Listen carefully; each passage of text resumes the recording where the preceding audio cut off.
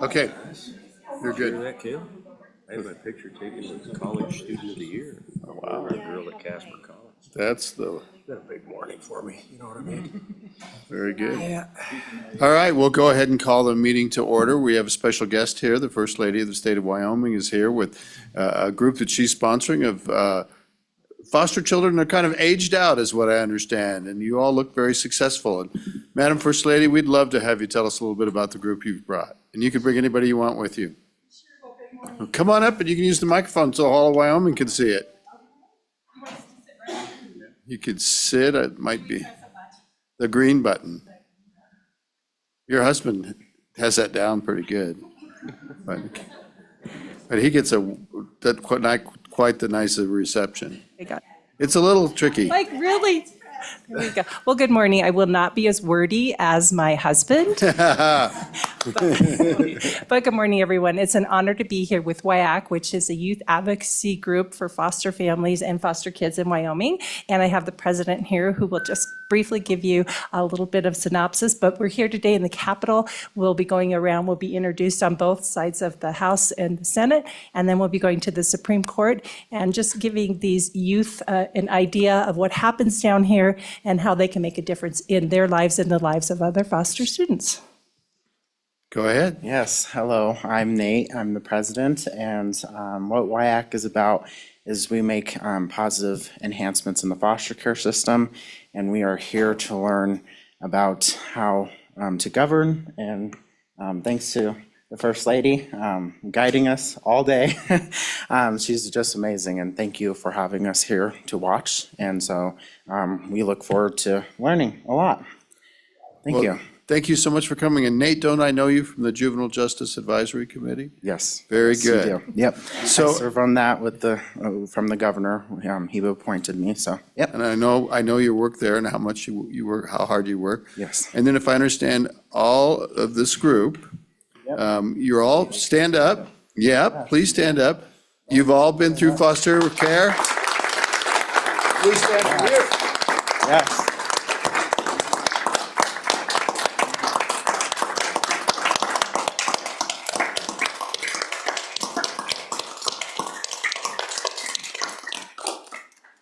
Well, thank you both so much, and First Lady, for all your efforts.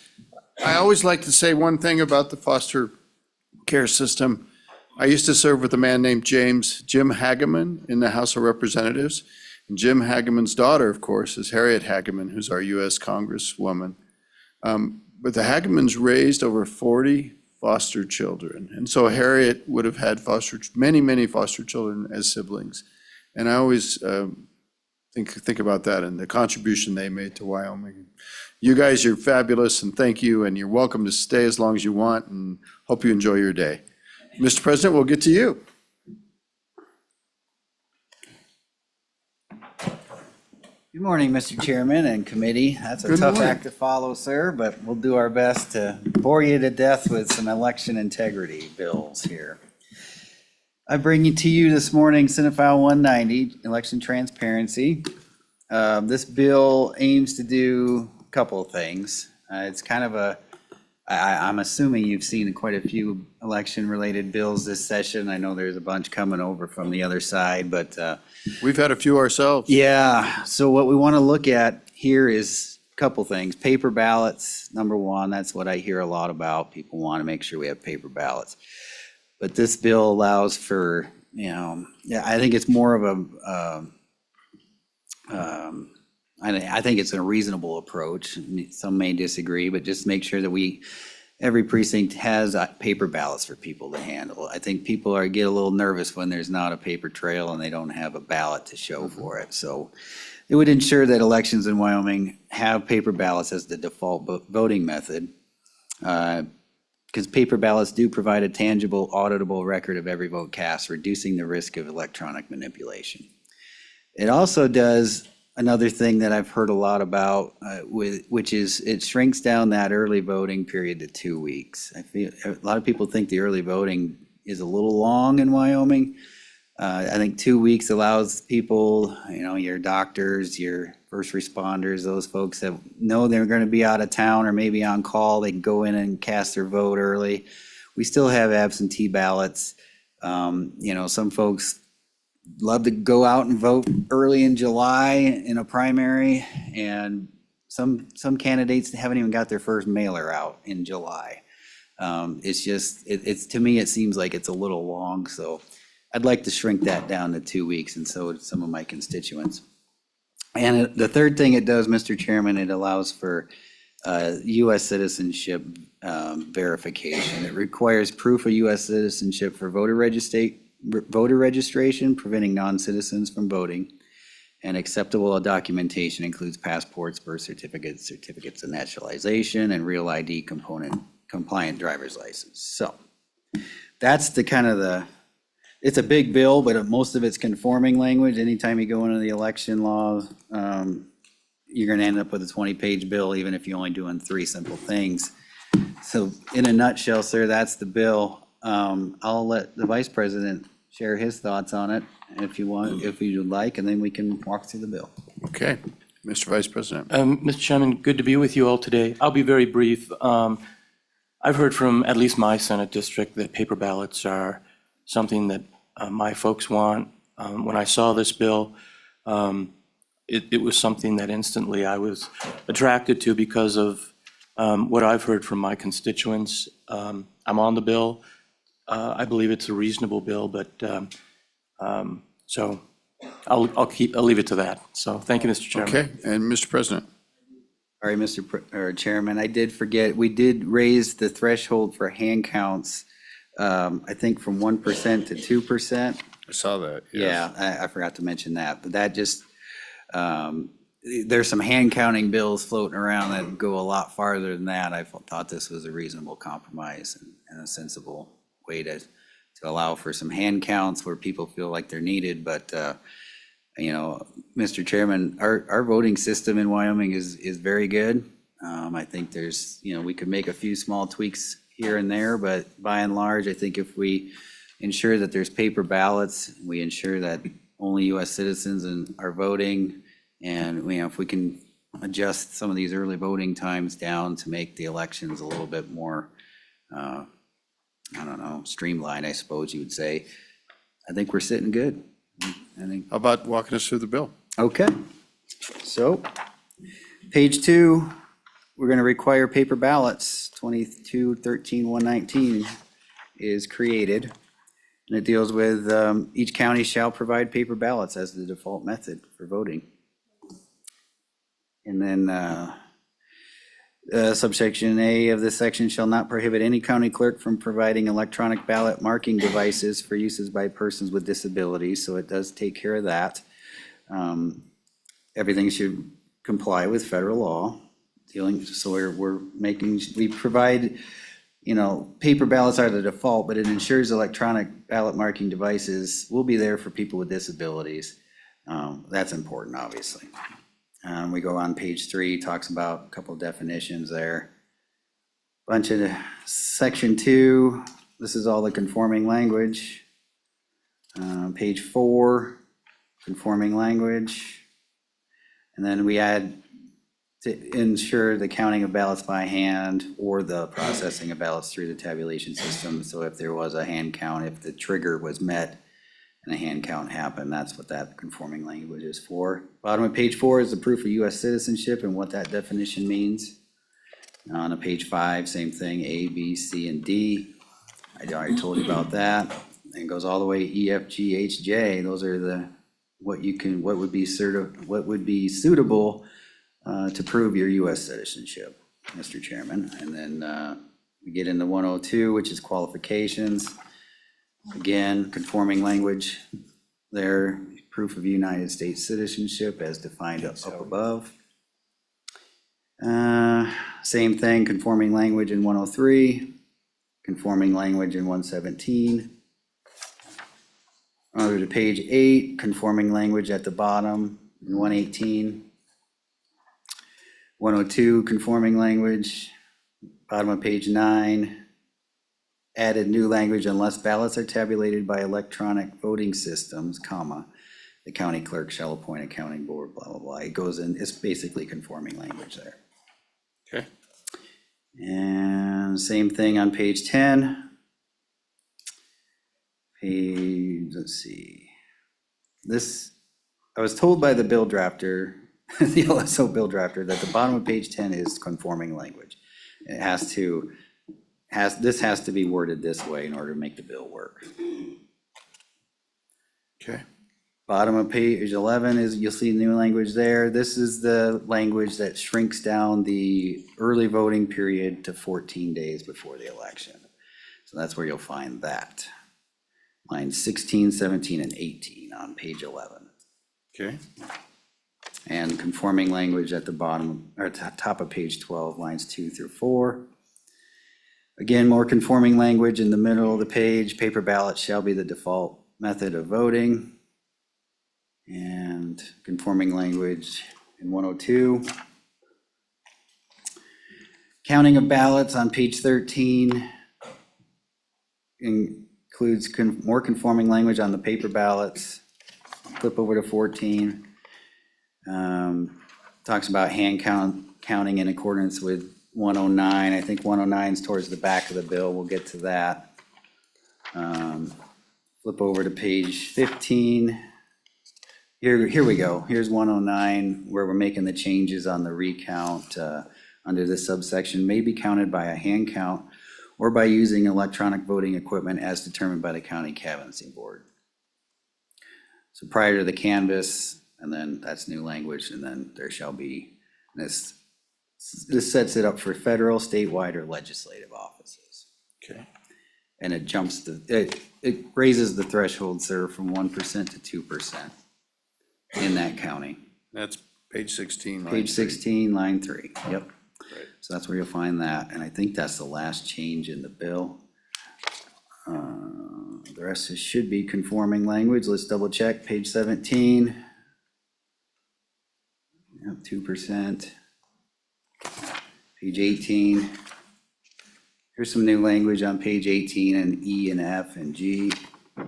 The county clerk shall have the discretion to recount any ballot proposition, either by precinct, election district, or precinct.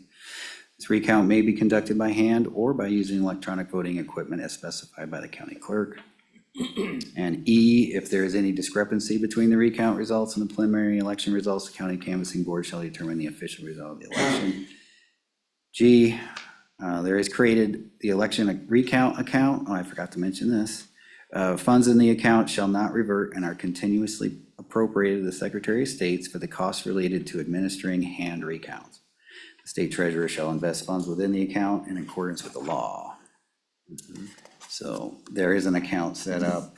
I think it's $200,000 to cover the cost of these hand recounts if there are any.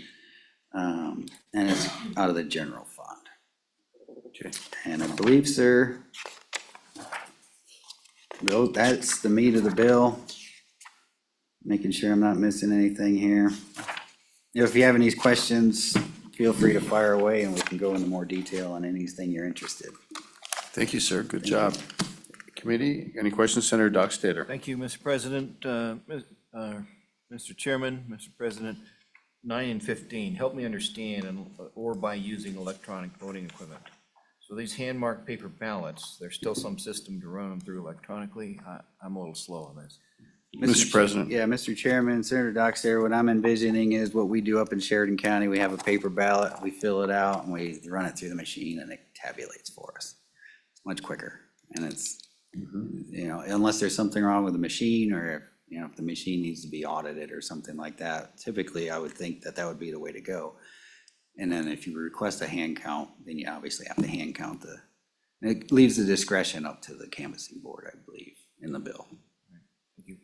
I think there's, the hand count costs more, but there's funds possibly available to pay for it. Correct. Got it. Senator Steinmetz. Thank you, Mr. Chairman, and thank you for this bill. I was just wondering if you might have considered maybe a hand count audit. We heard testimony late into the night, the other night, from folks. Not that as are- late as the House. Not as late as the House. We are older, but we need to go to bed. And so just to think about a hand count audit, and so just wondered if you had thought about that at all, or would be amenable to looking into possibly including that in the bill? Mr. Thank you President. for the question. Thank you, Mr. Chairman. Yeah, once this bill, if this bill were to come out of committee, it becomes everybody's bill on the floor. And I'd be open to any amendments that the body sees fit. And we'll, at the end of the day, we need something that all of us can get behind if it's gonna pass. And if that audit provision needs to come into this bill, then let's put it in the bill. That's what the people want. But I tried to be as clean as possible on this bill, because I know a lot of the other bills where they took on a lot of different topics and tried to Sure do did. a lot of different things. And I thought, well, if we're gonna get an election bill through, let's pick what we want and stick with that. And if this is something that we can all get behind, let's put it in there. Committee, Senator Bonner. Thank you, Mr. Chairman. I appreciate the good work on this, Mr. President. My question is around the 14-day window. As you may recall, we shortened that to 28 days 2 years ago. And the discussion I recall from the clerks is that we were originally looking at 21 days, but there's some concern that you wouldn't be able to get a ballot through the mail in that amount of time potentially. In some, I think Fremont County, sometimes I've heard it takes, 7-10 days to get a piece of mail sometimes from Lander to Well, Riverton. we use a horse base. Okay, right. Mr. President. Well, maybe a smoke signal will be better, but not very secure, Mr. Chairman. But just wondering what that discussion looked like, and definitely want to get it as short as we can. Just want to see if something's changed. I know there's lots of moving parts with the Postal Service, and just want to get an update on that part. Mr. President. Sure, Mr. Chairman, and I might have misspoke. I'm not doing anything with absentee ballots. This is in-person early voting. So absentees will still go out when they need to go out, and with all that, this just shortens that time where you can go down to the courthouse and vote early. I think that's that's what the aim was there. And I think absentee ballots are tied in with the military requirements too. Yeah. Yeah, Mr. Chairman, that remains 45 days for overseas voters Yeah. and active duty military. Thank you. Thanks. Anybody else? I have a question, Mr. President. It's got a $200,000 appropriations, and I don't know if appropriations has thought about this yet. I hear their chairman's pretty rough, but anyway, what we'd have to do is we'd have to re-refer it if this were to, and then they'd have to get it out today. And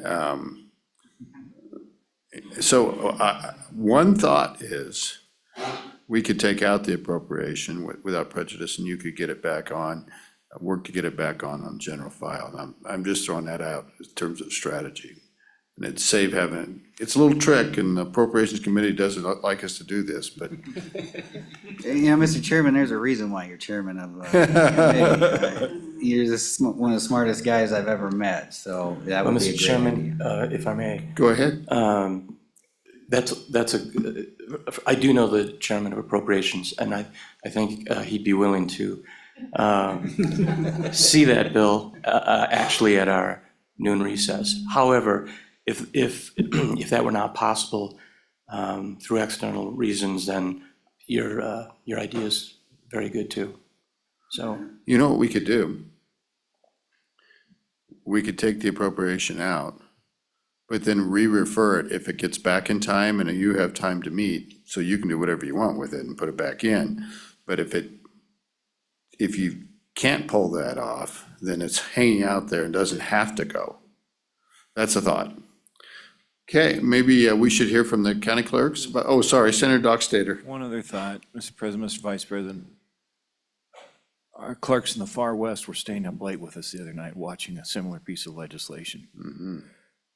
They were losing sleep, not necessarily because it was a late hour, but because of this type of legislation. What can we say to give our clerks some sleeping time, some Mr. rest? President. Well, Mr. Chairman, that's a great question, and I support our county clerks 100%. This is pretty benign of a bill, I think. It's just the paper ballots, the U.S. citizenship, and the early voting. Man, that's loud. I'm gonna back You away guys from might the have, mic. do you have two mics on? No, just one.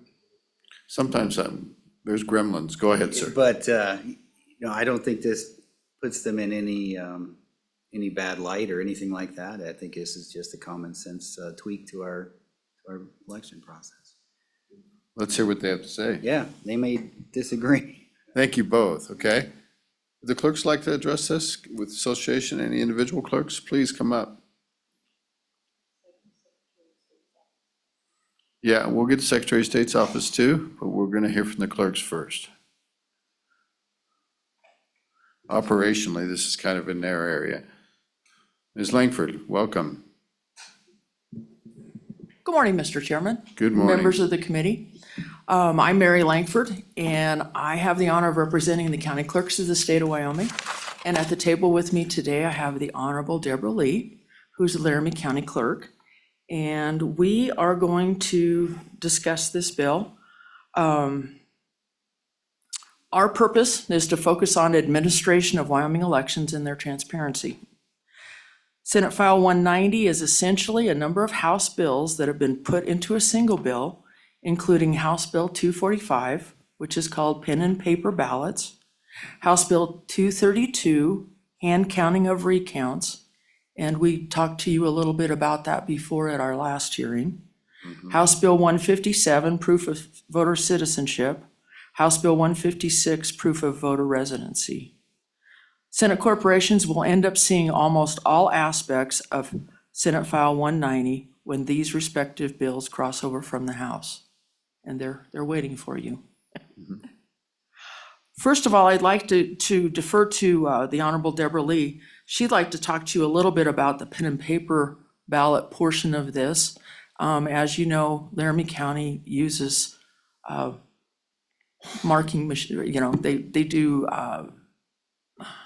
use express votes, which is the type of equipment, but that's the electronic marker as opposed to using, in addition to using paper ballots, and the impact of pen and paper ballots as a default on Laramie County. As you recall, all of Wyoming uses paper ballots, the bubble ballots where you fill in the bubble and it goes through the tabulator. Laramie County is a little bit different, and so I'd like her to talk about that first and then we'll continue. Okay. Ms. Lee, welcome. Clerk Thank Lee, you, Mr. Chairman. good to see you. So as Mary mentioned, we do use ballot marking devices. They do produce a paper ballot. It's paper. There's no question about that. It is auditable by hand and as well as by machine. If I could explain a little bit about what led us to the decision to use this technology. So county clerks have worked hand in hand with secretaries of states over the years to identify and provide election equipment that meets certification requirements and the needs of our voters. Prior to 2020, counties used equipment of their own choosing, and we had equipment from different vendors and totally different systems. And if you look back at the election results from that period, they were even displayed differently because of the different equipment that counties used. So in 2019, the Clerks Association, working closely with the Secretary of State, ensured that every county had up-to-date, secure equipment, and that all counties had equipment from the same vendor and using the same software. And we accomplished that. All counties use the same equipment with the same software. That equipment has been used statewide since 2020. I firmly believe that local control matters, and the government that governs best is that is closest to the people. County clerks, as chief election officers for their counties, made decisions on how much equipment and what kind was used in their counties. Ownership of the equipment, which was purchased by the state in 2020, was handed over to the counties because we run the elections. So we own the equipment. Laramie County has a large investment in our voting operations. And I want to mention that unlike many other states, which provide financial support for the administration of elections, Wyoming's elections, even those for federal and state offices, are funded by county government. And we have spent decades developing and refining a system that works for Laramie County. A system that, as we've said, uses universal voting machines. which are also called sometimes touchscreens or ballot marking devices. And I will mention that from 2006 to 2013, we actually conducted a field experiment of sorts, offering voters an option of whether or not they wanted to use a touchscreen or a pen-paper method. Each year, within that period, fewer and fewer voters selected the pen and paper. They opted for the touchscreens, and so the county consequently ordered more and more. And overwhelmingly, as I said, voters preferred the touchscreen. So consequently, the Laramie County Clerk went to all touchscreen voting for in-person voting. And that decision, as I said, was based on what was happening, about voter preference and the way we operate. Our post-election audits have demonstrated 100% accuracy, and our results have never been challenged. We have a system that is accurate, efficient, and it does not allow a voter to make a mistake. And if I could go into a little bit further on that, it ensures the accuracy of the vote. Voters have two opportunities to review their ballot before it's cast, once on the screen before it's printed, and then on the printed paper that shows their choices. They do not allow a voter to overvote. And an overvote means a voter has selected more candidates than what is allowed. So when a voter overvotes, that whole thing is not counted. And if you look at the Secretary of State's website, and I invite you to do so on the election results, look at how many overvotes are in your county. These are votes that were not counted and could well have made a difference in an election. Laramie County, given its size, has significantly fewer overvotes because of the way we run our elections. We're gonna, okay to get a question, Senator Boner? Okay, thank you, Mr. Chairman. So it sounds like you still have some overvotes, then. Is that correct? Yes, Go ahead, Mr. Ms. Chairman. Lee. Yes, we do, and they come from the absentee Okay, ballots. thank you. Gotcha. Now, I was a little unclear too, does the machine prevent you from overvoting, or does it just automatically reject that? How does that work? It will not allow you. And So you go to, and it won't let you. It won't stay lit or whatever on it. Exactly, it will not let you overvote. Okay, thanks. And if you undervote, meaning you select fewer, it still prompts you that, hey, you can make a choice here. It still prompts you, but you aren't required to make a choice if you choose not to. And write-in names, and as you know, in Wyoming, we have many write-ins. They are printed and are easily read without having to decipher handwriting. Our ballots follow the paper ballot design. Candidates are rotated in accordance with law. And if the candidates appear on multiple screens, in other words, for example, a school board or a community college race where you might have many candidates, sometimes they're on two screens. But the voter cannot advance without being prompted to look at each screen. Okay. After the voter has reviewed and printed their ballot, they put it through the tabulator, the same as any other system. The tabulator reads the barcodes in the same way it reads the oval positions on a pen and paper ballot. It's exactly the same data. The timing marks that are around the pen marked ballots are in fact barcodes. The barcodes are standard technology, they're not proprietary, and they are tested for accuracy and certified for use.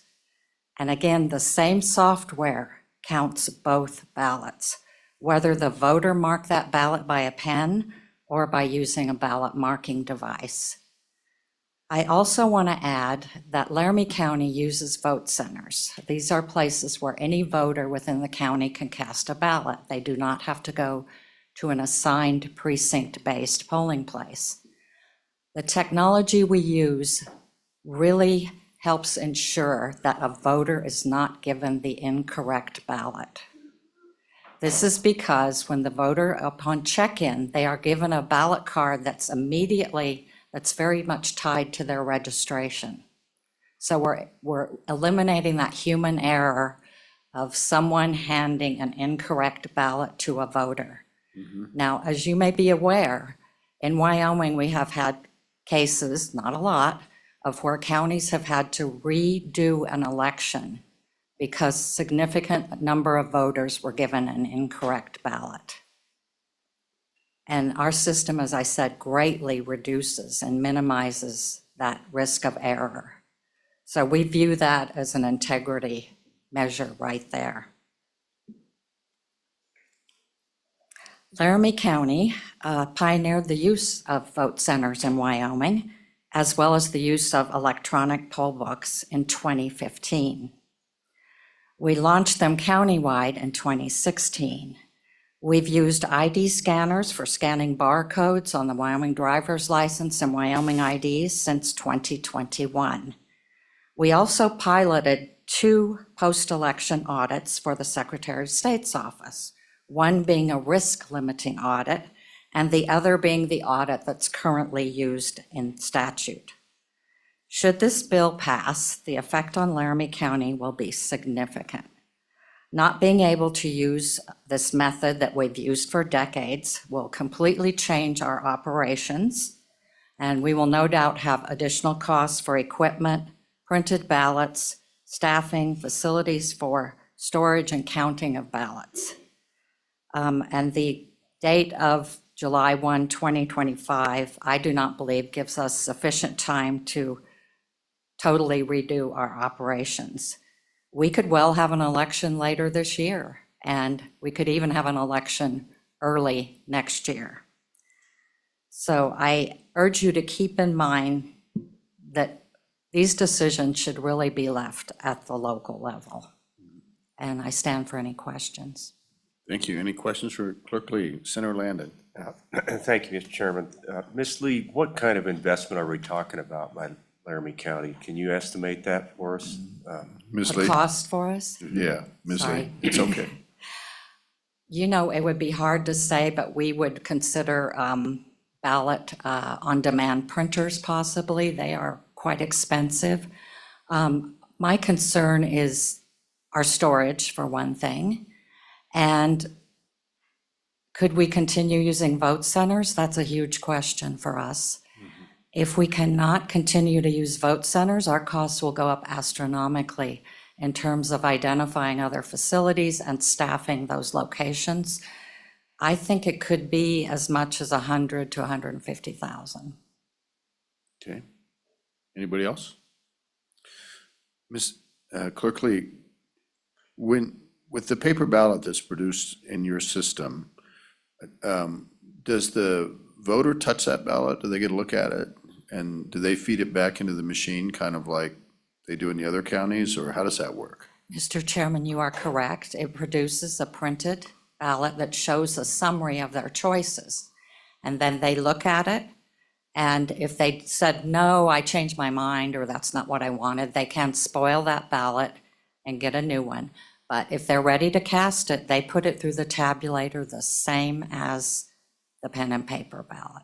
And it's really the same machine? Exactly, and uses the same software, the same tabulation method. And then they've reviewed that ballot. Yes, sir. So it's hard for me to understand how that's much different than a paper ballot that you fill out. And then you retain that ballot. And so let me keep thinking about that. What do you think about the other aspects of the bill? The recount threshold, the being able to request a paper ballot recount, hand count. Can you tell me about that? If we were to fix your machine situation, because you actually do have paper ballots, and we were to allow that as a method, what about the other aspects of the bill? Mr. Chairman, I do support audits. I think some hand counting would be good, provided we have sufficient resources, time, and funding to do so.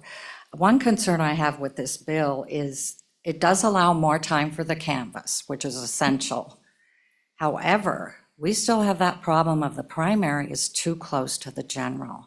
We have precious little time between the primary and the general to get all the things done that we need to do, one of which is preparing the ballot. And when you have to print a lot of paper ballots, that takes time, a lot of time.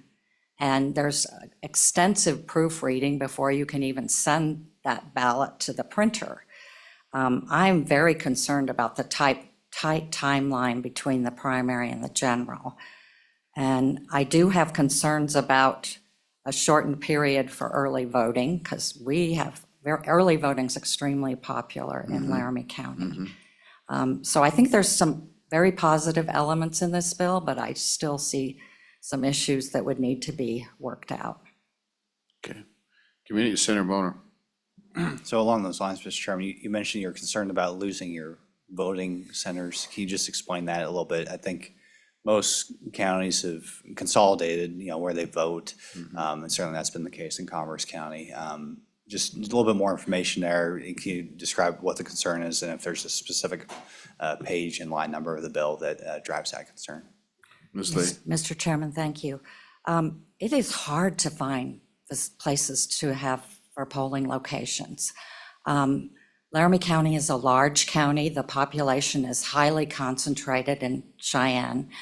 And since we have been unable to use schools, that is an immense challenge for us. We've tried for several years to use schools, and we have not been able to do so.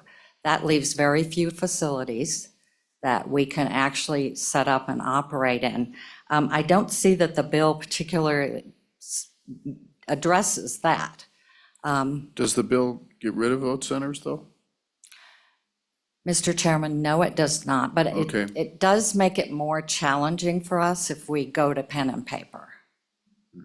So if we think back to, if we provide an exception or allow, it wouldn't necessarily be an exception, but a machine electronic measure that produces a paper ballot that the voter can inspect and allow that, and then you could keep your vote centers and the print on demand or the programming that's in the machine. And for everybody in the audience, a vote center is a location where you can go, even though you're from different precincts or anybody in the county sometimes can go to a vote center and cast your vote there. They're set up to handle if you come in. I'm from Fremont County, so a person from Riverton could be working in Lander and over there at lunch hour, go vote at the vote center in Lander, even though their residences in Riverton or on the Wind River Reservation. It's, at first people didn't like it, but I think people really like that system now. But back to you, Ms. Lee, if I did that right. Yes, Mr. Chairman, you described it perfectly, and our voters love vote centers. Yeah. I hear so many, I hear from so many people who tell me they thought that was one of the best things that we ever did. Right.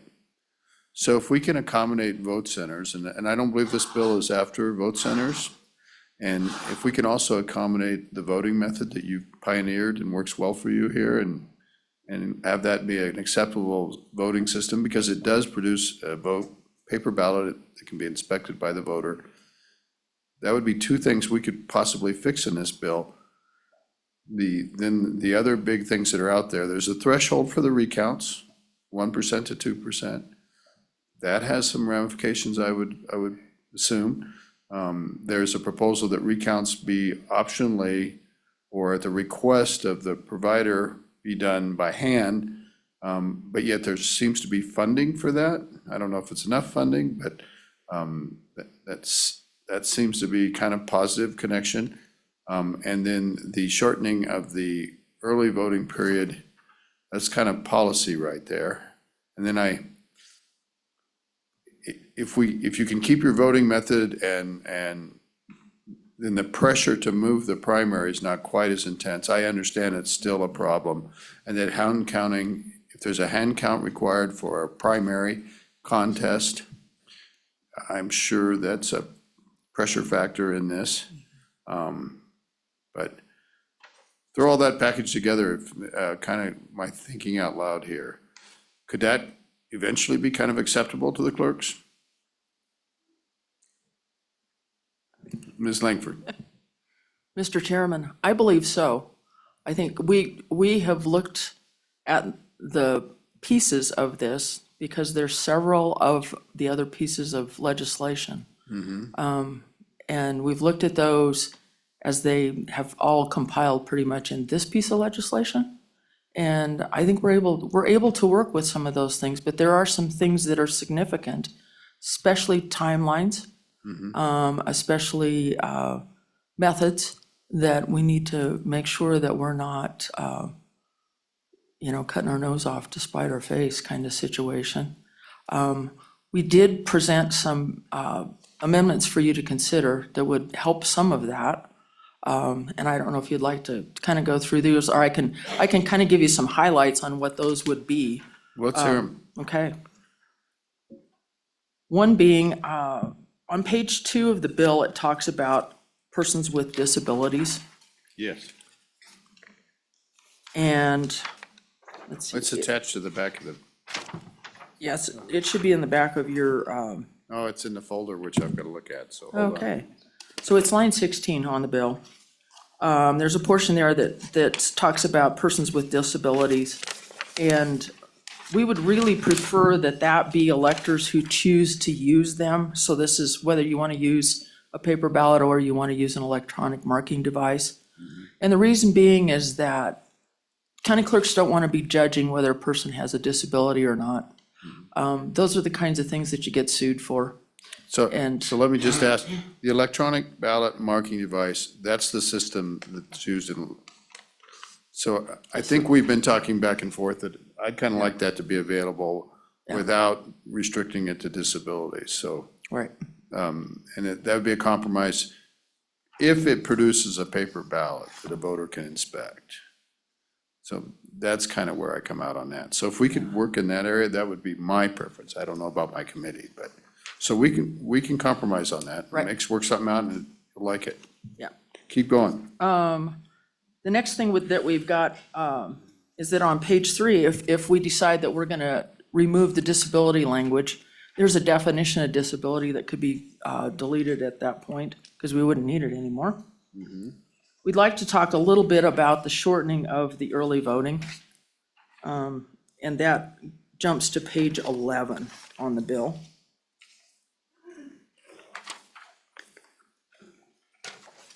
Okay? And the county clerks are swamped during early voting.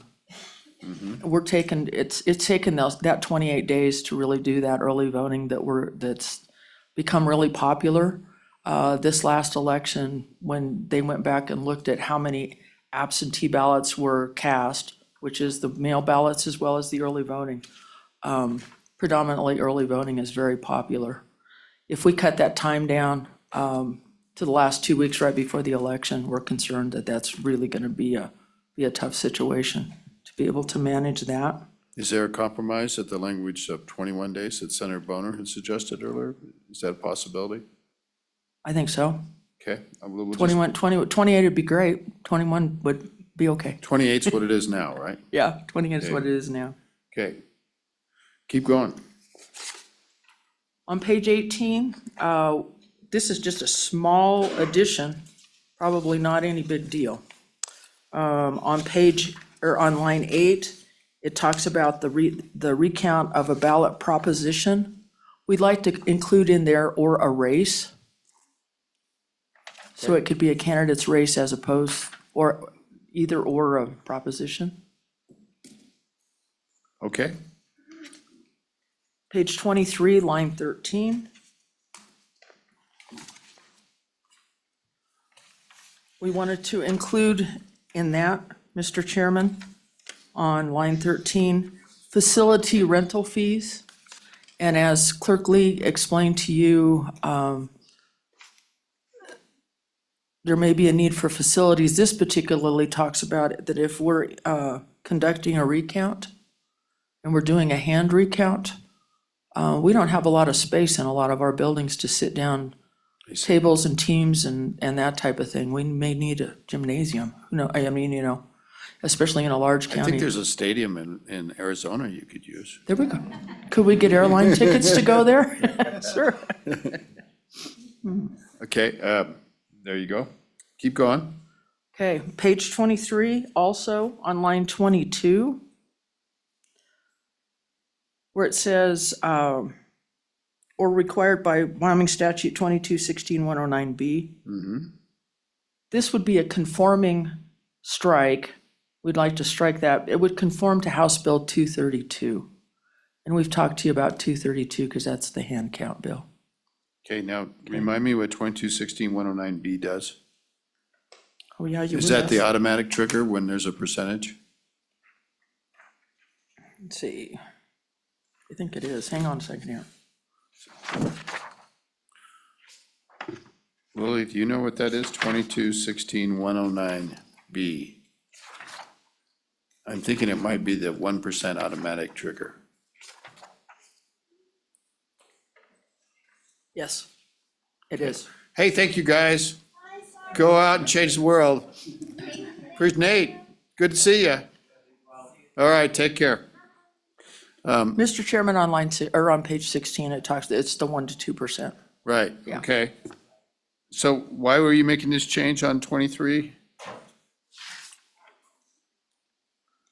Oh, because if it's required, it's going to come from that fund, is that right? Or, If we remove that, it conforms to that House Bill 232, we haven't seen that. which you so- haven't seen yet. Yeah, and But we- that would be yeah, But what is the reason? blended together. I don't know. So I'm kind of drawing a blank on why that's relevant. Senator Boner?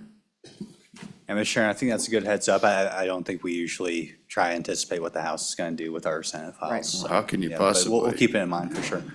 Keep that on the radar. And it's a zoo down Thank you, there, sir. right? No. Yeah, yeah. It's Okay. a well-respected, well-run zoo down there. Ms. Langford, keep going. I'm going to put a question mark by that one. Okay, and then another question mark that you want to do is a similar thing on line 3 on page 24. It's the same statute reference, right? Yeah, it would be the same situation if we should need to change that, depending on what happens with any future legislation you'll get. So Okay. those are just two little highlight areas. Outside of that, that's the only thing that we would really see there that we'd be concerned about. Senator Landon's got a question. So, Ms. Langford, can I go back to page 3, the definition of electronic ballot marking device? I just want to make sure, because I like where the chairman was trying to go, if we could cover, I want to make sure that we cover Laramie County, for example. That seems to describe the system that you use, or at least it would encompass the system you use. Am I reading that wrong, Ms. Lee or Ms. Langford? What? Yeah, and I'll just tag on because it says to produce a marked paper ballot or ballot card. And if I wanted to add language, I would say that can be inspected by the voter. But anyway, Ms. Lee, Ms. Langford? Would that cover you, Ms. Lee? Would that allow us to continue to use the system here in Laramie County, but still provide for a paper, hold on to a paper and count it in a recount? Yes, Mr. Chairman, this definition does fit, and in fact, that technology is required for persons with disabilities. Whether it's used for one voter or all, it is required to be in every single polling location. Okay, thank you. So if we were to conform all this, we would go back to page 2. And it refers to A. We'd have to change this a bit. We'd need an amendment that would say, like go into A and say, notwithstanding any other provision of law, each county shall provide paper ballots as a default voting method. It'd be paper ballots or an electronic marker of paper ballots or something. We need language in there to make sure that both systems are required or available. But we could do that. Ms. Langford? Mr. Chairman, if you look at section B, I think it does it. I see. Oh, yeah. It doesn't prohibit. the- Yeah, if we were just to take out the persons with disabilities there. For use by, instead of persons with disability, on line 16, we inserted voters, Electors who choose to use them, sir. electors, that's what I said. Yeah. Electors that choose to use them. Okay, we'll make note of that. Anybody else, committee, for our friends and Ms. Lee, anything else for right now? We're not gonna, you'll get to talk again as other things come up. And I'm sure there are probably people online from the Clerks Association that would like to testify, probably, or not. Mr. Chairman, I don't know for sure. We've had clerks in 7 o'clock hearings this morning too, if they're available. We'll just see. We'll do that when we get to the remote testimony. But Mr. Chairman, ahead. thank you for the opportunity, and we really do appreciate this bill. It compiles 3 or 4 or 5 more election issues that are out there that we've seen bills out of the House from. And we're really willing to work with this. We're a little anxious about hand counting, but we'll get over that. And, but we really appreciate that. We really appreciate the sponsors bringing this forward. Okay. So, thank you. Sounds like we have a chance to move something forward here. Thank you very much, both of you. All right. The Secretary of State's office is here. Welcome. You guys are stretched thin today, aren't you? That we are, Mr. Chairman. I was running across the hall. We had 2 in minerals this morning. Yes. Good morning, Mr. Chairman. My name is Jesse Naiman with the Secretary of State's office. I'll be brief for now. Secretary Gray is available remotely for when you're ready to take his testimony. Our Chief Policy Officer and General Counsel, Joe Rubino, should be as well. Thank you. Okay. We'll try to work them in when we get to remote. Thank you, sir. Anybody else wish to testify on this bill? Anybody else who's next? Mr. Winnie, let's just fill out these chairs if you guys don't mind. It's always the time crunch. Mr. Mr. Chairman, Winning, Bill go Winning, ahead. Sublette County. I'm in support of the bill, and I'd offer you a different perspective on the election security that this is getting at. As I went through my career in the Navy, when I look back at the country from 1,000 miles at sea, it was absolutely important to me that I be confident that the orders coming down from the chain of command originated with properly elected people. I also look at this from a perspective of having been the Chief of Command and Control at U.S. Strategic Command. I've been around cryptography and other message security systems throughout my career. And late in my career, I was brought into what was called a Blue Ribbon Task Group to look at the National Security Agency. This is that big glass building between Washington, D.C. and Baltimore, Maryland. And they had some serious problems. And that's as much as I can say, but the point being, getting into the details of security of electronic systems was the core of the issue. And we made some recommendations they didn't like that turned out to require them to do different things a few years later, and it turned out to be a good recommendation. Subject to your questions, thank you. Thank you, Mr. Winning. Really do appreciate it. Questions for Mr. Winning? Thank you. Ms. Simmons.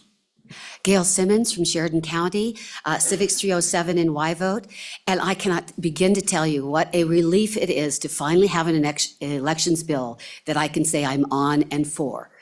Particularly with the discussion on the changes to make this.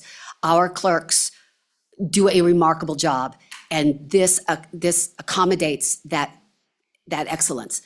I'm only going to say I agree with all of the recommendations from the clerks. I agree with what you are saying, and I will send, once I get back to the desk, an email to you all with an Excel spreadsheet. I have compiled, based on the voting history file, the amount from 2024 primary and 2020 general that was absentee/early voting, and it breaks it down overall by party affiliation, by county, by House district, and by Senate district. And the bottom line is this: in the primary, 29.7% of our voters are early or absentee. That's primarily early. And in the general, it's 42.6%. They need their 28 days. Those lines get really big at the courthouse. So I'll send that to you. You'll have it in your inbox, and I stand for questions. Thank you, Ms. Simmons. Questions for Ms. Simmons? And Ms. Simmons, I think actually going in person to the polls has become kind of daunting for some folks. And especially perhaps, maybe that's a little bit of the vote center backlash. I'm not picking on vote centers. People do love them. But that's kind of like going to the field house and so to speak. It's a little bit, for some folks, that's a little bit bigger lift. You have to find a parking space, you have to go inside. And in You know, line for an hour. I can't go to Walmart very well. It's too many people for me. It's a, you know, especially in the morning, I can't believe there are that many people in there. And I think people do have that kind of phobia too, sometimes. And Ms. Mr. Simmons. Chairman, I am always for anything that will encourage our people to vote. We still only have 50% of our electorate that are registered. And so anything that makes it easier while retaining safety and security is, I'm 100% for. Thank you, Ms. Simmons. Ms. Carpio. Thank you, Mr. Chairman, members of the committee. My name is Marissa Carpio. I'm with the Equality State Policy Center.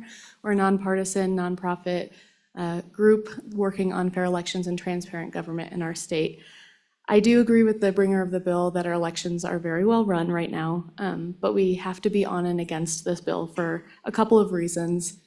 The first is that it imposes unnecessary and burdensome changes after having a remarkably low primary turnout in 2024. The clerks mentioned the popularity of early voting, and as did Gail Simmons, and I waited in line to vote early in person, and I waited an hour. I'm really lucky to have, and we have that hour off, of course, in our statute, but I was very lucky to have a flexible schedule. I don't have kids, I don't caretake, and so I was able to wait that full hour and vote. I worry if we close that window more, that others will be disenfranchised, others that don't have flexible schedules like I do that couldn't just come back a different time. Along the same lines, the increased burden of the citizenship requirements could do the same thing. Increasing the amount of documentation that folks need, and they might be in line, they might find out, oh, I don't have my passport, for example, and have to go back, depending on what is flagged, and that could also disenfranchise voters. I do like the amendments that were proposed by the clerks. I will say that I am in support of those amendments, but I feel partial towards our current safe and secure election process we have. Thank you very much. Committee? Thank you. With respect to the additional identification requirements, I'm not sure that that's much more burdensome than what's actually in the law now, because I think in order to register to vote, a clerk has to ascertain the citizenship already, right? And so I'm a little confused as if that's required. You know, now we require a presentation of ID to vote, but the most severe background check, so to speak, for lack of a better word, is at the registration process. And then you're just trying to verify that the person that's showing up to vote is the same person that's registered, which, do you see that as being more burdensome with this bill? Mr. Chairman, thank you. I would say that many folks, because of our current statute, register the same day that they vote. Uh-huh. So I would say that's an increased burden if they are turned away at the polls on election day, which is different. I see your point. Okay, very good. Thank you. Thank you. Senator Boner. Yeah, Mr. Chairman, just a little bit of follow-up on that claim that there's low voter turnout. Do you have any statistics to back up that claim? Are you talking about the primary or the general election? Because I'm looking at the Secretary of State's website right now. It looks like, you know, in total turnout in terms of the voting age population in 2024 was 27%. Now, that was lower than 2022. That was an extraordinary year for the Republican primary. But that's perfectly in line with, you know, previous years, like 2016 was also, well, that was 25%. 2014 was 27%. Just a little bit of justification for that claim, because I don't think it's all that accurate. Ms. Carpio. Thank you, Chairman, Mr. Chairman, and Senator Boner. You are correct that our primary turnout was 27% in 2024, which is tied for the fourth lowest turnout since we've been keeping track in 1978. So I would consider that low, but I think that's up to your interpretation. Thank you. Anybody else? Thank you. Ms. Herman.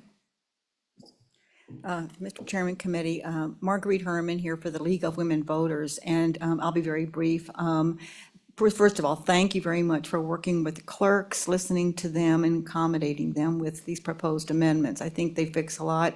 And, excuse me, like the ESPC and Gale to some extent. The two things that I will just say in general, the League of Women Voters wants maximum participation of people in their government, and that includes free, fair, and secure elections.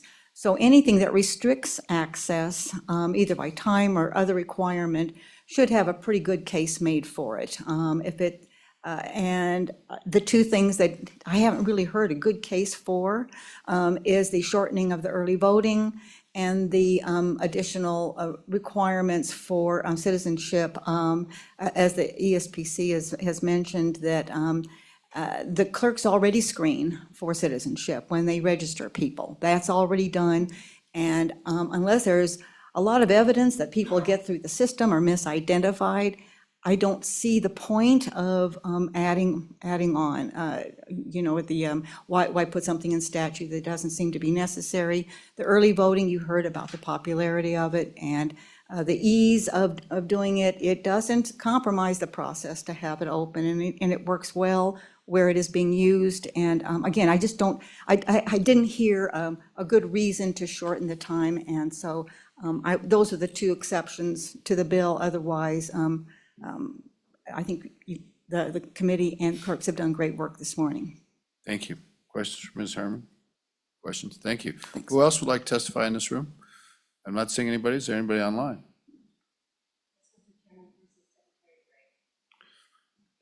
Yes. Hey, Mr. Secretary, welcome. Good to see you. Yes, thank you. Well, good morning, Chairman Case and members of the committee. I'm Chuck Gray, the Wyoming Secretary of State. I want to testify in support of this bill and this concept. As mentioned by the clerks from our office's review, this is quite familiar, and there's really 4 buckets this bill falls into which 3 of the buckets originated with engrossed version of House Bill 157, proof of voter citizenship, the original version of House Bill 245, pen and paper ballots, and the original version of House Bill 232, hand counting for recounts. So let's start with the proof of voter citizenship concept that is also already passed in House Bill 157. This has been a huge priority for our office, and it has been a huge priority at the federal level for Congress and President Trump. In fact, we brought forward some rules last year, which were unfortunately vetoed by the governor, which address this issue in addition to other issues. I believe Wyoming can and should require documentary proof of U.S. citizenship for every new registrant to vote in all Wyoming elections. And that is very different from the HAVA check that is currently conducted with the voter registration system that was alluded to by Ms. Herman. Upfront proof of citizenship is different from that HAVA check that every state does and is required to under federal law. What this bill does is establish a uniform mechanism whereby registrants prove U.S. citizenship in order to register to vote, including a Wyoming driver's license, ID card, or tribal ID card, so long as it does not contain an NR designation, a non-resident designation, or other demarcation indicating the registrant is a U.S. citizen. A valid driver's license or ID card issued by any other state that indicates the applicant is a U.S. citizen, a passport, certificate of naturalization, military draft record, consular report, a birth abroad, or birth certificate. So again, very in support of the proof of voter citizenship requirement that originated in House Bill 157.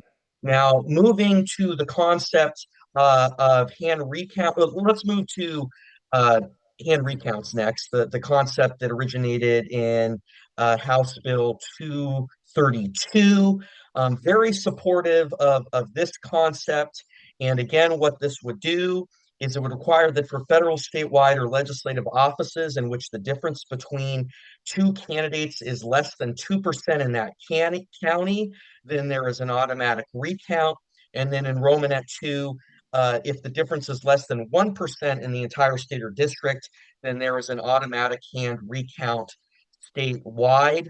Romanet 3 specifies that other offices, including county, commission, and municipal, would operate the same as now.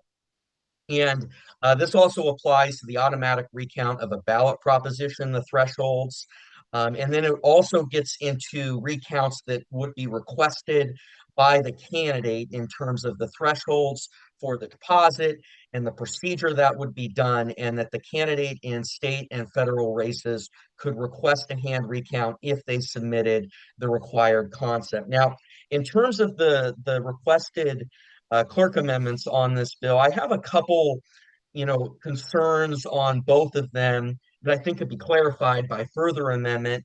One is, what happens if the recount account runs out of money to reimburse the counties? I think that needs to be clarified. Is that then, I guess I could be 11 the money in theory.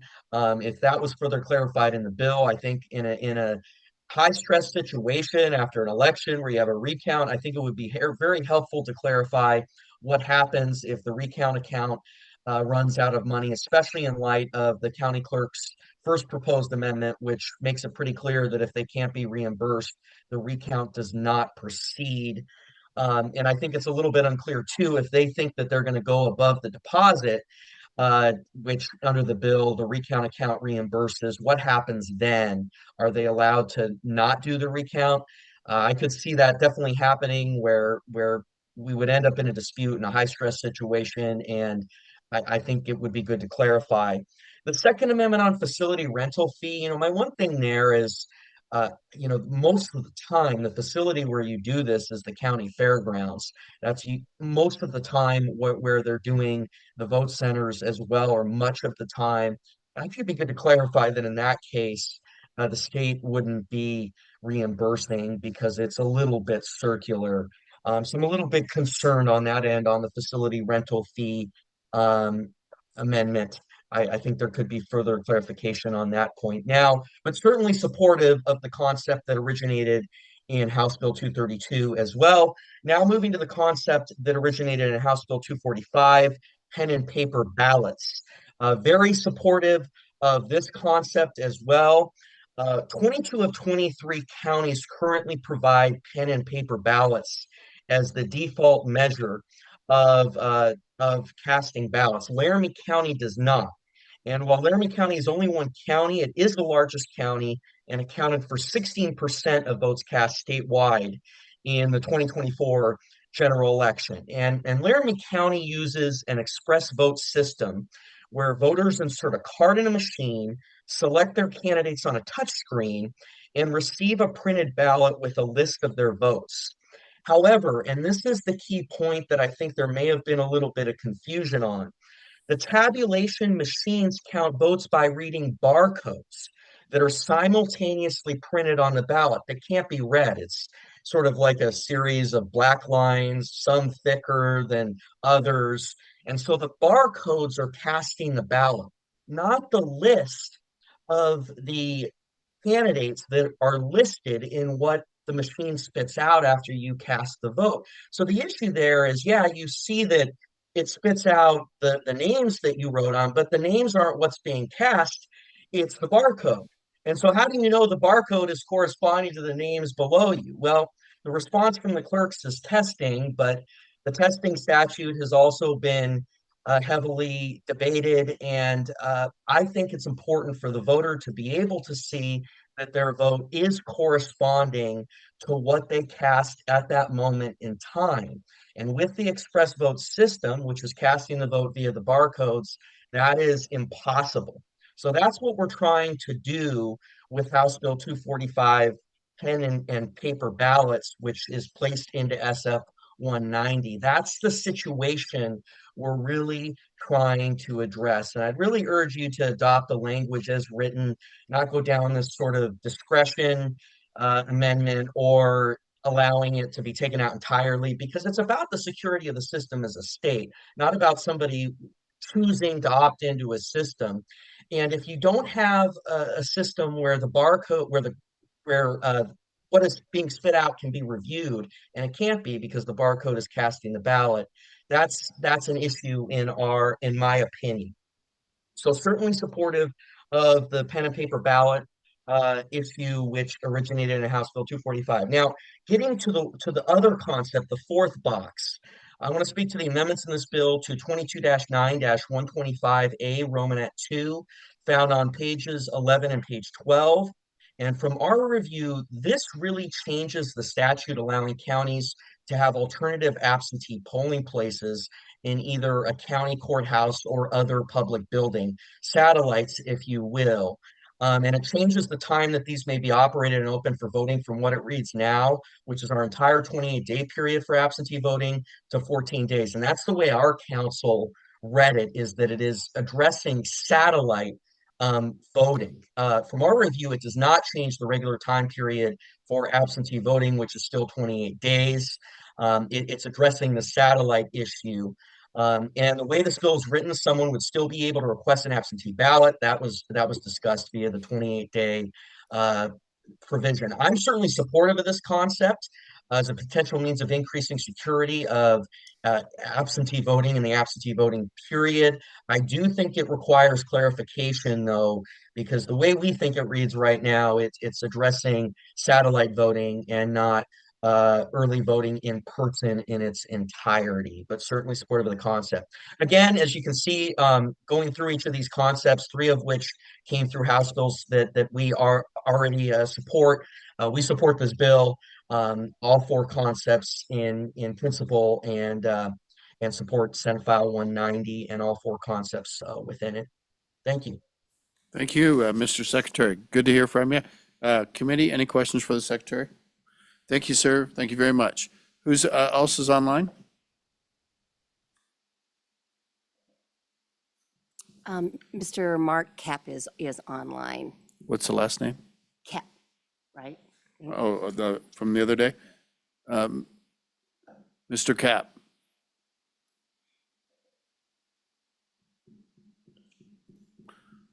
Mr. Cap? Yes, Mr. Chairman. Thank you for the opportunity to speak today. I'm speaking neither for or against this bill, given the level of amendments proposed by the Clerks Association. I would want to see what the outcome of that is. So I want to bring up two issues for consideration. First off, thank you all for taking serious consideration of this, and thank you for the sponsors for bringing this bill. I want to bring up the primary issue I recognize is that it's maybe partly a question because I'm not certain on this. The $5,000 fee required for a hand count. It appears that somebody would have to file an affidavit, David, with a $5,000 check in order to force a hand count. They could pay $1,000 and do a machine count. And I want to talk through that process right now a little bit because it will explain it. I went back and searched to see how many recounts actually changed the outcome of the elections using the machines. And the answer is 0. No recounts utilizing the machines resulted in any changes. In fact, the only change that occurred was the hand count that occurred in Weston County. So what that means is if you're challenging a race, you really are going to want to do a hand count at $5,000. That puts a financial burden on candidates that's pretty darn significant. And the way the legislation is currently written, even if the vote changes, but they don't actually win, they're then on the hook for $5,000. So I don't really have good feedback on that. I just want to bring that up as, the way the laws or this proposed law is written, it could create ambiguity and it could create a disincentive for challenging the election via a recount. So I just want to bring that up. And I think that's my only issue on the bill. I would stand for questions. Okay, thank you very much. Questions for Mr. Cap? Any questions? Thank you, sir. Anybody else? Thank you.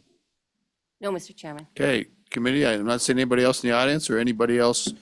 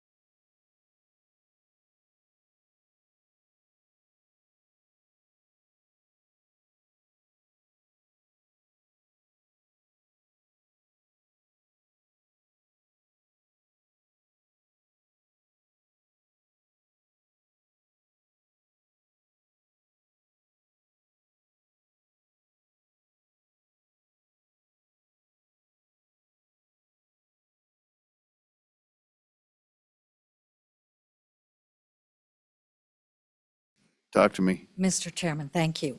Actually, and I said this in my opening remarks, I probably blew the by. ballot is counted barcodes, whether it's Yeah, you did. paper and pen marked or the express vote, it's still counted by barcodes. And I have a handout that I had sent to you for another bill that was Yeah. similar, but I did bring a copy of it with me, and it explains how the barcodes, we call them timing marks that are on the full-face paper ballot. Yes. Those are actually barcodes. Is that the same? Those are barcodes Is that the same in Fremont County where we use? all over Wyoming So because we it's the all same. use the same software, all of us. Okay. So, Senator Boner. Okay, so if I understand this correctly, the barcodes are used to identify the ballot and when it goes through the machine. But the circles that you put next to the names, the machine is counting those separately and tabulating those based off of the physical mark next to the candidate's name. Is that correct? It's the, Ms. Lee. I'm sorry, Mr. Chairman, it's the oval and then it aligns with a barcode. Yeah. It's So, not so the the barcode name. might be like saying, what race is this? Let's make sure we got the right race. And then, so that's the first step. And then the second step is to see which candidate's oval is marked in. Is that fair? I believe so, Mr. Chairman. And people have talked about what happened in Weston County with the alignment of, see, that was a paper ballot that it was misaligned with the barcode. The oval was So it got off. misaligned with the Yeah. barcode. But had that ballot been on an express vote, it would not have done that. I'm Okay. just saying. I kind of read between the lines there a little bit. All right, anybody else? Senator Boner. Sorry, just to follow up. So just make sure in Laramie County, the oval, next to the candidate's name, next to barcode, that's what controls how the machine counts the vote, correct? Yes, sir, it's aligned with the Ms. barcode. Lee, we're going to get this right. All right, thank you very much. I think you could stand down a little bit. So it sounds like, stay close. Committee, I think we can just go ahead and go through the proposals by the clerks and handle them there and then keep going. Go ahead. Mr. Chairman, and. Go ahead. Senator Dockstader. First one, page 2, first clerk amendment, line 16. Delete persons with disabilities, replace it with electors who choose to use them. Second? We don't need seconds. All in favor, say aye. Aye. Okay, that's passed. Mr. Chairman, page 3. Keep second going. clerk amendment. Delete the language. Delete lines 4 through 6. Okay. And I think since that C is only got 2 subparagraphs, we may allow LSO to rewrite that because you don't want a C with just one subsection. So that would be conforming. Is that okay? Agreeable. Yep. All those in favor signify by saying aye. Aye. Okay. Mr. Chairman, third clerk amendment, page 11. Keep the words allowed for absentee voting on line 16. Delete the remainder of lines 16, 17, and 18. Okay, so what the effect of that amendment would be to not shorten the days. Correct. Discussion? Yeah, Mr. Chairman, I wonder if we might just try to go for 21 here or, strike a middle ground or. If it's friendly to the sponsor, if not, we'll do one at a time. That's fine. Do we have that in amendment, right? Clerks Association getting nods? Okay, so the amendment is, and help me, Senator Dockstader, I think I kind of missed it. Are you leaving the stricken language allowed for absentee Yes, ballot? correct, Okay, Mr. Chairman. so it just restores the language. That's the motion. All in favor signify by saying aye. Aye. I think we got 3. Senator Boner, you would be a no on that? Okay. Mr. Chairman, page 18, fourth of the clerk amendments, line 8, remove the word proposition and put or race, replace with or race. Discussion? All those in favor signify by saying aye. Aye. That's carried. Now we're to facility rental fee. Senator Dockstader? It's page 23, Mr. Chairman. Insert the words on line 13, facility rental fee in front of wages. Okay, discussion? Senator Landon? Mr. Chairman, real quickly, I don't see any problem putting this language in there. I understand where the secretary was coming from. You would hope you could find a facility, but we may have counties out there that would struggle on this part. I don't think it harms at all. Okay, call for the question. All those in favor signify by saying aye. Aye. Any opposed?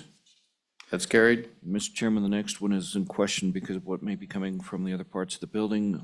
On the sixth clerk amendment, page 23, line 22, strike or required by WS 22-16. Thank you, Senator Dockstader. Let's discuss that. I'm not really understanding this amendment, that to delete the 2216-109B. I just don't get it. I'd give the clerks one more chance at the apple, but Mr. Chairman, may I add, with all of these bills, LSO will have to do a conflicts check on all of them. I understand. That's also going to keep it from getting maybe out to the floor as early as we'd like. But Ms. Langford, why are we taking out the required recount? So that was to, Mr. Chairman, to conform with House Bill 232, Which we've never even which we've seen. never seen. Just don't forget- bother with those two last amendments. We were just trying You to withdraw your, give you a heads up. Mr. Chairman, then withdraw the 6th and okay. 7th amendments. Anything else on the bill? Does anybody want to deal with the 2% versus 1%? Anybody? Does anybody want to deal with any funding issues? To clear that up, Senator Landon. I like the idea of striking the appropriation in this bill so that we can expedite to the floor. I'm looking at the sponsor. That felt like a good way to go, so I would propose that amendment. Okay. That's on page 26. And understand, we're just telegraphing here, we're doing this purely as a procedural manner to avoid us having to re-refer the bill to appropriations because the bill has, all bills have to come out of committee today in the Senate. So if appropriations is, and we get the bill back from LSO fast enough to issue a report and there's still time to go to appropriations, there's no reason we couldn't do that. But we'll look to the sponsor for some direction on that. If we take out the appropriation, we kind of keep it in the Senate for now. So that's your motion. All those in favor signify by saying aye. Aye. Anything else on the bill? Anything else on the bill? Let's call the roll on the bill. Mr. Chairman, I just want to double check one, I believe I. You had bet. it, but Take may I it. just double check the, on the early voting, that language, the old, sorry, I have to go find it, on page 11, line 16, the amendment is to strike the new language and reinsert, just reinsert allowed for absentee voting. Perfect. That's correct? Yeah, so it restores the original language. Got it? We can work that upstairs. All right, let's have a roll call. This is a roll call vote for Senate File 190, election transparency, with amendments. Senator Boner. Aye. Senator Docksteder. Aye. Senator Landon. Aye. Senator Steinmetz. She left an aye. She heard the direct presentation on the bill. I'm going to accept that. Chairman Case. Aye. You have 5 ayes. Thank you very much. Good job. Good job, everybody. Yeah. That's the way the legislature's supposed to work, I think, a little bit. And I know there's more to come. So we're going to clear the room and we're going to have a bill that I'm bringing. Senator Landon, maybe you could help us. I think as we go forward with this bill, it's more about starting a dialogue about bringing large electrical loads on our electric system.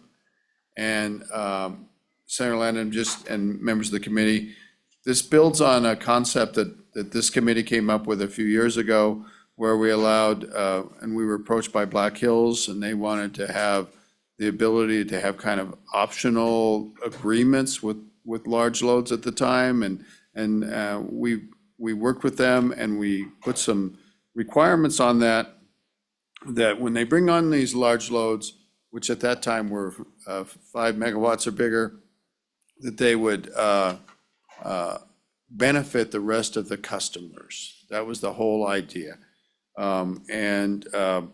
Now, that's been a very successful program, apparently. But now we've heard from our friends at other utilities, and one of them is here online, and you might try to tee up Mr. Tom Carter from Rocky Mountain Power, that we're now looking at loads that are just way, way above this size. Hyper loads that may have temporary nature to them. We're not really trying to get at our mining industry who just walked in the door and our solid industry that's gonna be around a long time, expand their facilities and use lots of electricity and create tons of jobs.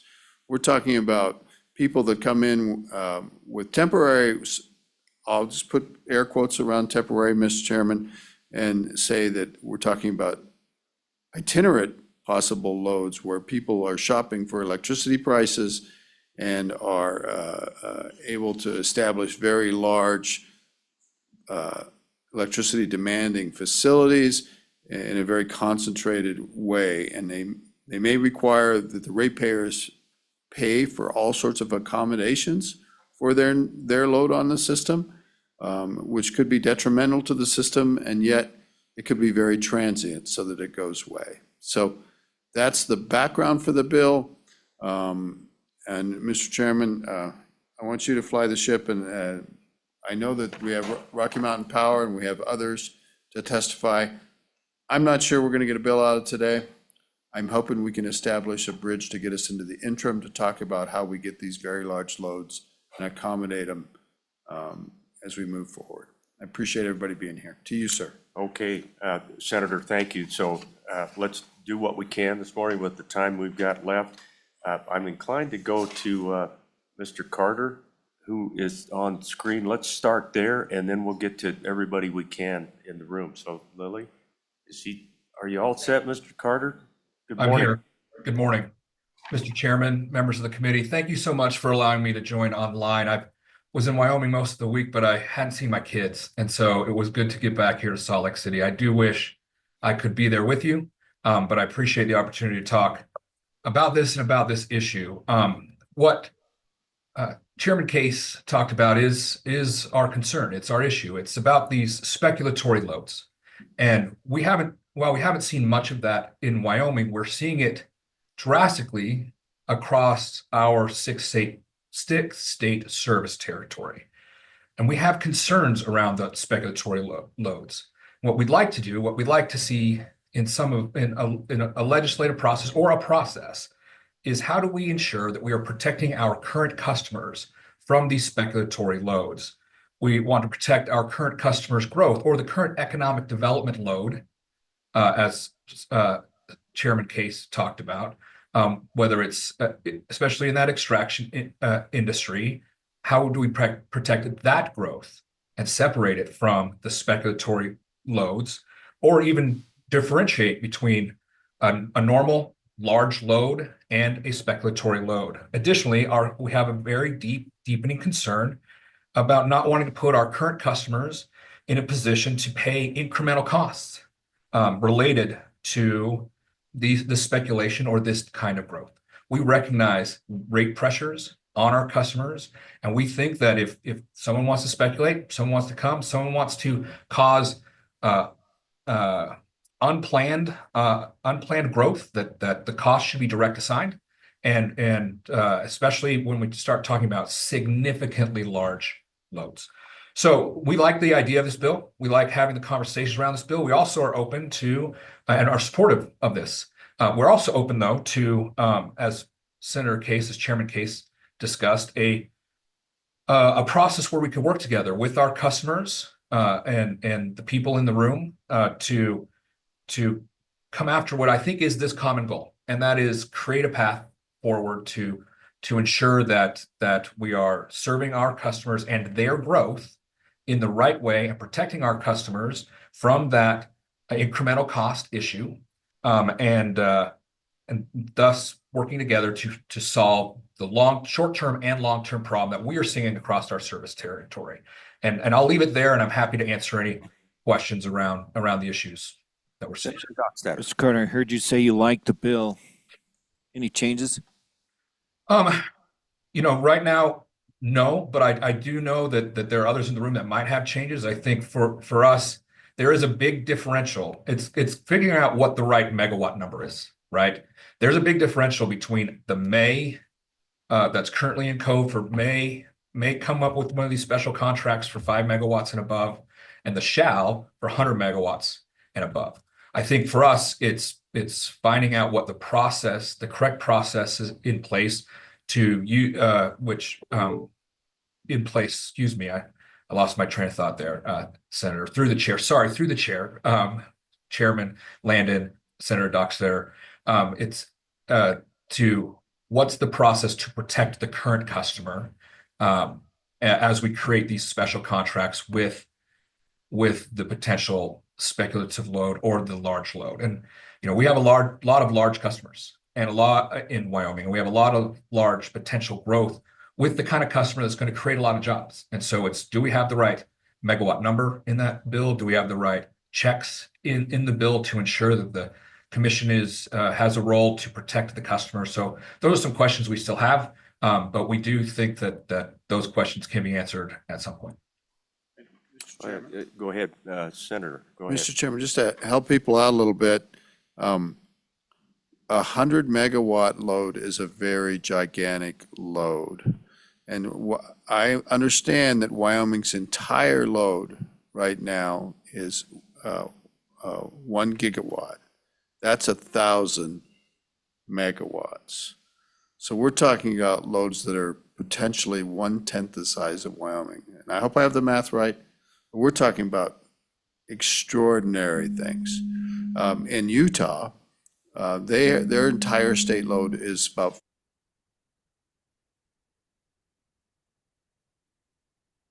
I see a hand on the screen going. Oh, okay. I always pay attention. Was it a Vulcan-like thing there? Yeah, sorry. We peak at around 5 megawatts in Utah. Okay, but they have potential additions to their load of another gigawatt. So, I mean, it's astounding what these proposed loads are. Thank you, Senator. And I was a little out of order than usual, committee, because I wanted to establish the foundation for the bill a little bit. I appreciate, Mr. Carter, you've helped us to do that. Is there any other questions for Rocky Mountain Power? Mr. Chairman. Yeah, go ahead, Mr. Carter. Can I add something to what Chairman Case just added? So he's absolutely right. But the request he's talking about is not for the state, it's for one customer. We have one customer that'd like to ramp into 1.5 gigawatts over the next 5 years. And so that is a significant request. We have about 10 gigawatts of requests across our system for these types of loads. And so while we have a couple of phenomenal potential customers that are looking at that in Wyoming, we don't necessarily believe they are speculative. And it's trying to separate the wheat from the chaff is what we're trying to do here, and protect our, like we said, protect our customers and do that. So when we get these phone calls and start the process, and we want to ensure that those incremental costs stay with the hyperscaling large load that we're talking about here. Okay, thank you, Mr. Carter. Industry-wise, I'm looking back at Black Hills. I want to be fair to industry first, and then we've got our agencies here. I want to get to them. We're always running out of time in the session here, but we'll go as hard and fast as we can. Mr. Bush, thank you for coming up. I wanted to be fair to you guys and get your perspective on this, if you would.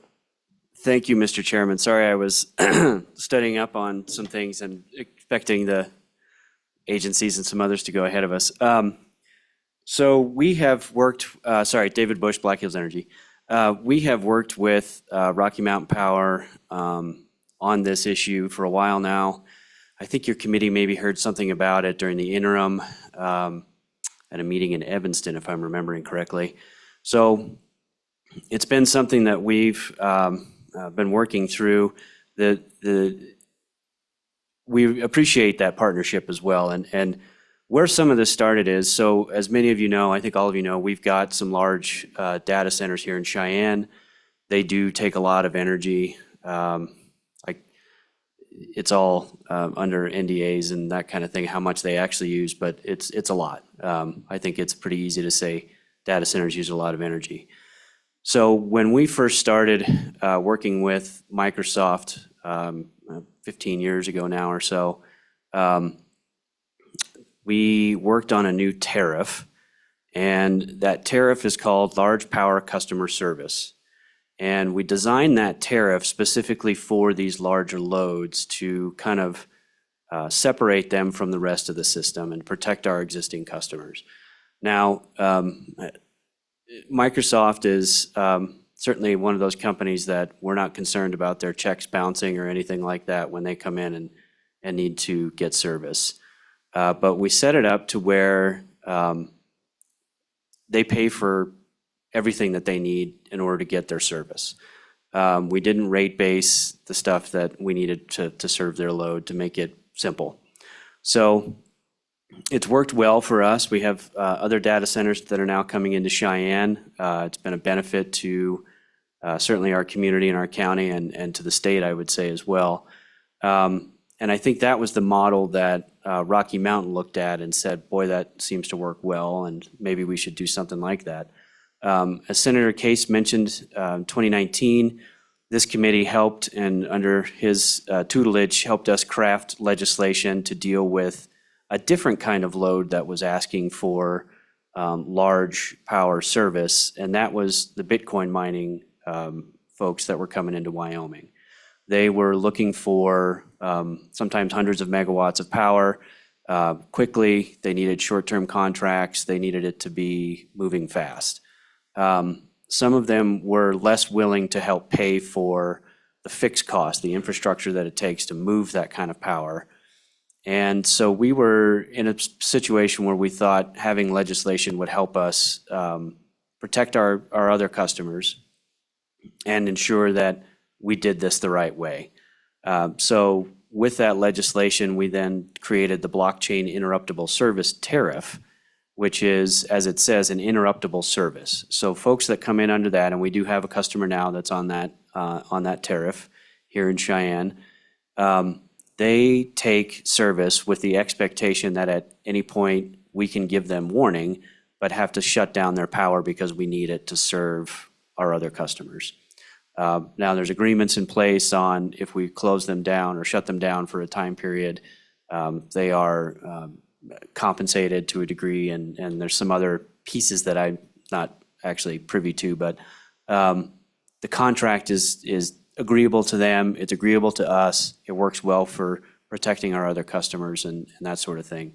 The power that we get for them all comes from the market. If they want to build generation, that's fine, but they pay for it. So those are the agreements that we have set forth under the tariffs that we have currently in place that have worked well for us and worked well for Cheyenne. We are, I would say, at neutral on the bill as it stands right now. We've been continuing to work with Rocky Mountain Power. There's some, honestly, there's some internal debate on our team as to whether or not what impacts this bill would have as it's currently written, and I think some more work would be beneficial from our standpoint. But it is an issue that we're happy to continue to engage with this committee on and with the other utilities and see where we can get to on it, so. Thank you, Mr. Bush. Appreciate it. That helps us to get a little more foundation under us as we look at this. Any questions for Black Hill? Okay, let's move on to our agencies. Thank you, sir. Public Service Commission, if you. Consumer advocacy. And exactly, then we, Madam Chairman?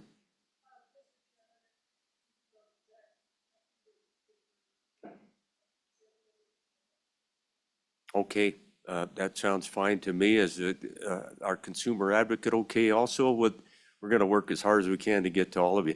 Let's get testimony. We're very short on time. Let's try to set the stage, and make some points and allow everybody a chance at the microphone real quick this morning on this one. So good morning. Good morning, Mr. Chairman, members of the committee. My name's Cindy Delancey, and I'm with a local law firm here. I brought my colleague with me, Mr. Nelson, who can introduce himself, but in light of the chairman's request to only hear from one lawyer, I yield my time to Mr. Nelson. Good morning, Mr. Nelson. Take it away. Good morning, Mr. Chairman, members of the committee. Thor Nelson. I'm with the firm of Holland and Hart, here appearing today on behalf of the Wyoming industrial energy consumers. To help refresh everybody's recollection, WIAC is an association of 17 large customers in Wyoming who collectively consume about half of the power sold by Rocky Mountain Power in the state of Wyoming. WIAC objects to the legislation as proposed, and let me kind of explain why. The fundamental issue is that the bill, we don't think, as written, does what the senator is trying to do. And we don't think, from a practical perspective, what we would recommend is, rather than trying to fix it here, that we would address this issue in an interim process, as Senator Case suggested might be a path he would be open to, in order to address these very complicated issues. From a practical perspective, the WIAC members are, like Rocky Mountain Power and others, concerned about the potential impacts that speculative large loads may have on existing customers. Having said that, let me just explain why we think the bill doesn't do what we think it does, and offer some thoughts as if we go into the interim, how we might be able to do something better. So the fundamental challenge with the way the bill is structured is, if you look at, well, I'll just start with this. The bill draft, importantly, you'll see there it has subsection 116A, and then it sort of skips to 116D.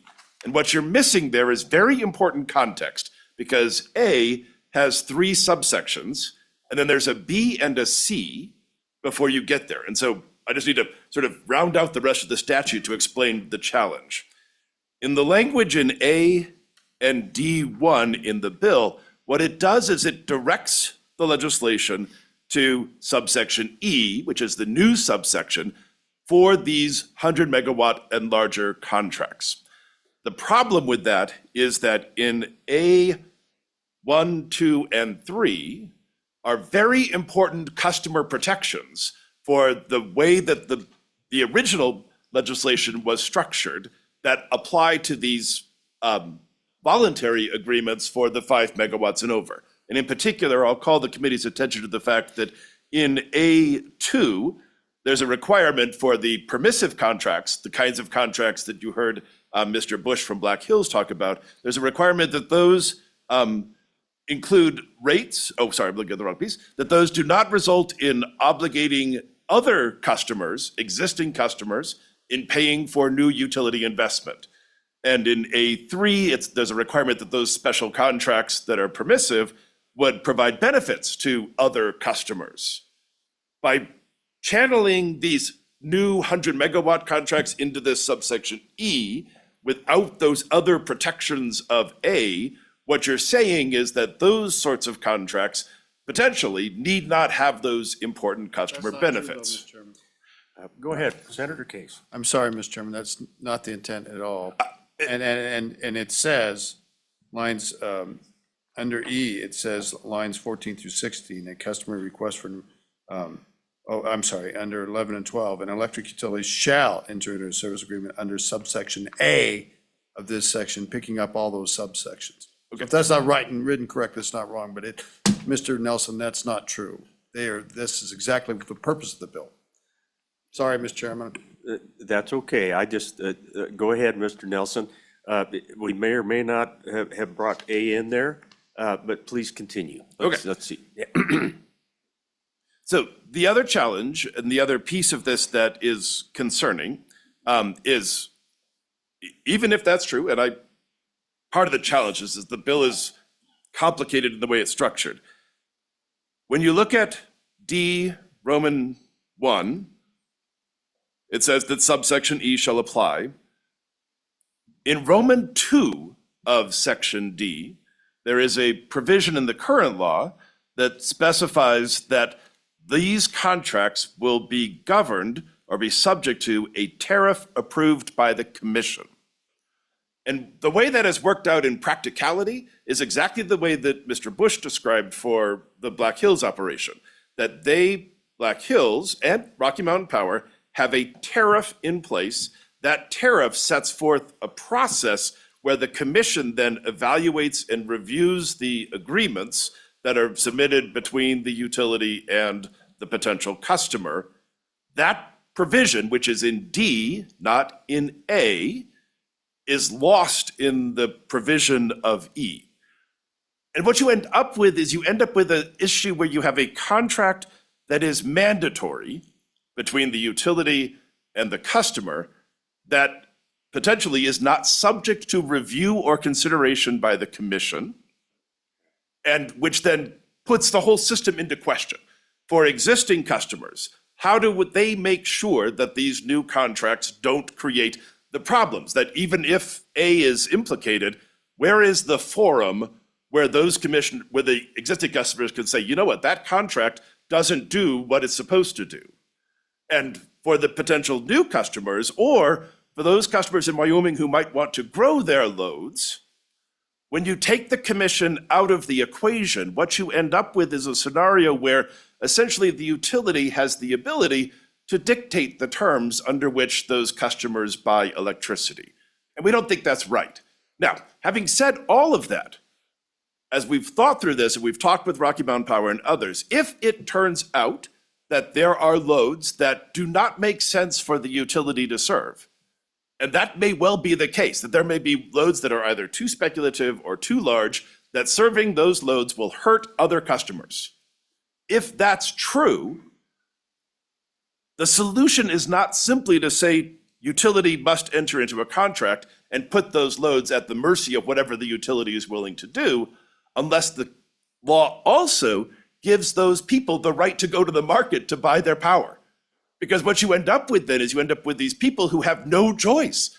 They can neither buy from the utility because if the utility offers up terms that they don't like, which terms are not subject to the regulation of the commission because we're not doing it under a tariff, nor are they allowed under Wyoming law to go to the market because we have monopoly service territories in Wyoming. And so at that point, you're just saying, essentially, Wyoming is not open for business for those loads. And that's not a good outcome. So what we think ought to happen is that there ought to be a process to make sure that these important consumer protections are built into all of these contracts, to make sure that there is a process at the commission to evaluate how these contracts work to protect existing customers, the utility, and the new customers potentially, or the growing customers. And then last but not least, to create a mechanism where if it turns out that these loads cannot reasonably be served by the utility in a way that protects other customers, well, what is their option then? And under Wyoming law, are they allowed to then go to the market, buy their own power, and still do the things that they're trying to do in the state of Wyoming? Now, that last piece in particular, as the committee here well knows, is a complicated question. Allowing people to access the market is a complicated question.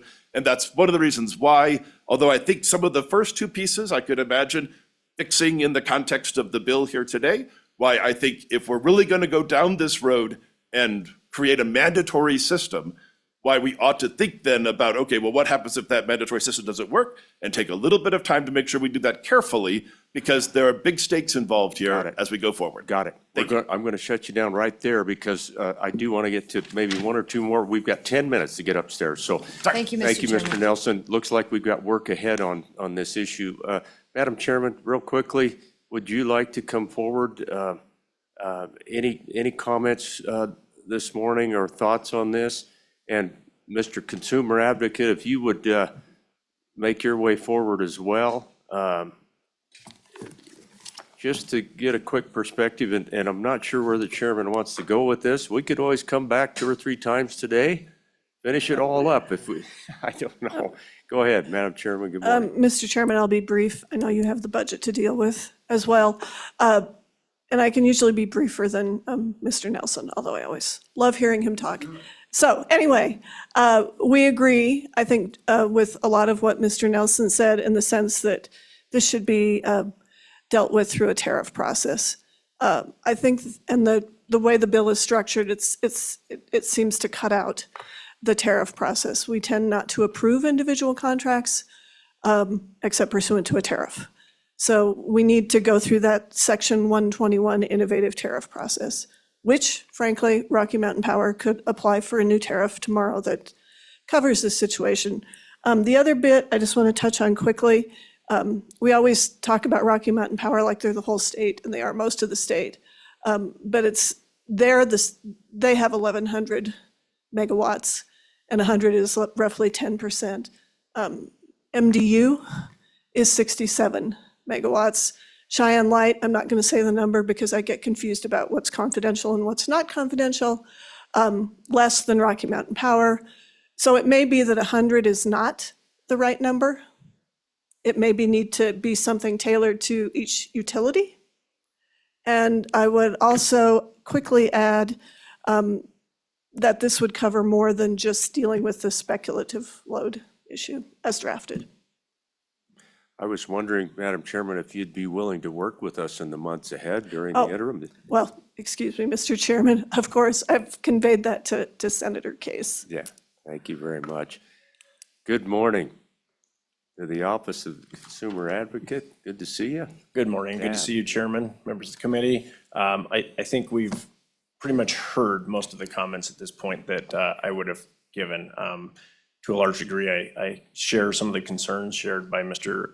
Thornelson and the removal of the oversight role of the commission based on how I have read and understood the language in this proposal. This is a critical issue. It's a critical issue for Wyoming, a critical issue for the nation. There was a lot of time that our office put in with Black Hills when the LPCS, the large power tariff, and the blockchain tariff were developed. We would certainly invite those same discussions with Rocky Mountain Power and believe that an interim committee or working group would be a positive outcome from this, and we would certainly participate in that as well. Thank you. With that, Mr. ahead, Chairman, Senator. may I suggest, absent objection of our chairman, that we take it into the interim. This is a good subject to take into. I think so. And Director, would you be willing to work with us in the months ahead if we wanted to tackle this issue? I would love to. Thank you. Yeah, appreciate that very much. And I do think that we're in changing times. We've got some pretty big things ahead, don't we? Yeah. Thank you, Chairman. Absolutely. Mr. Chairman, I'm going to turn that back over to you. Thank you, everybody. I wish we'd have had a little more time for everyone, but it looks like this will be going forward in some fashion. Thank you very much, Mr. Chairman, members of the committee. Let's go back upstairs, and now that you've got a little flavor for it, maybe we can ask for it as an interim topic. Thank you very much.